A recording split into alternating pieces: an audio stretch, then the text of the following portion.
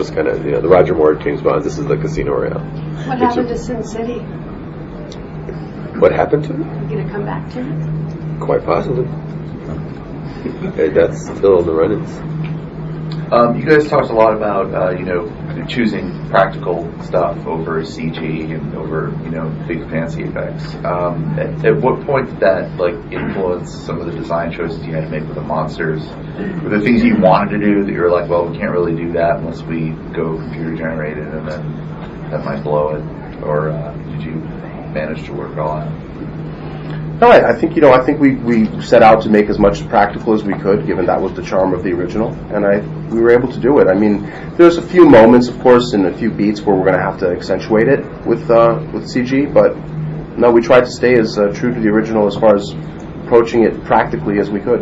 I had my first sync session, or where you show the studio what your effects are going to be for a section that you're about to turn over to effects, because they want to make sure those don't go over budget, and they go, we don't want to put you to this our Fox process, but I said, I don't mind. I want to show you what we're doing. I showed them a scene that had, several CG things that were going to need to be created, and I said, this is actually the only scene that's like that. Everything else, there's always going to be something practical in the frame, so you won't have to imagine what something's going to look like. And the rest of the movie is, I always like to have something that's practical there, that's in the light, even if you're going to replace a piece of it.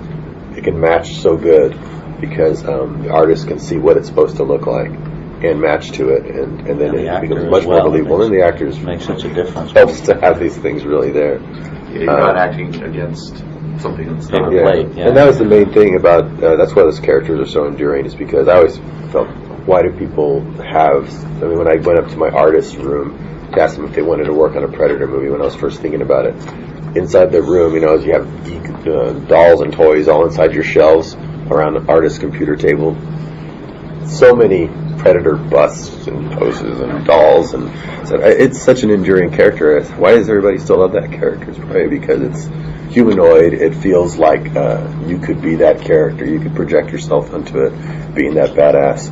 And the fact that it's a guy in the suit helps sell that. If it was CG, I don't think you'd identify with him as much. You see his eyes. You see the Predator's eyes. It really feels like it's in the space, and he gets shoot it documentary style, and there he is, because he's walking around the set. And it's quite imposing. They're tall and they're freaky. Because since I wasn't directing, I would forget what the schedule was, and I'd come out of my office into the parking lot and run into these things. And then, like, holy shit, there's Predators, and it was really, really great. Last night, the clip that you guys showed used the James Horner score. I saw that John Devaney's doing the score for this one. How much is that going to evoke?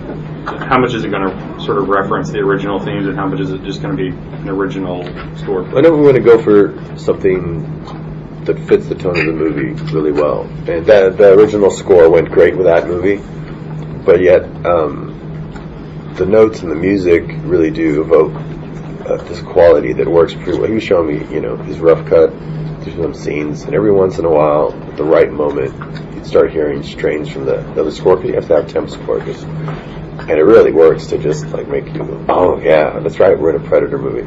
And so I asked Fox, I don't even know, do we have the rights to be able to use that? Oh yeah, you can use his original score. We can give you the original charts if you want to go rechart them and write something new using references of it. Here's the full thing.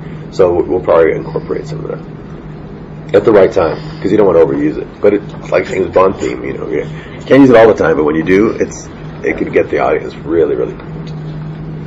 Damn, I'm excited. Thank you so much. That's all we have time for. So thank you all. Thanks, guys.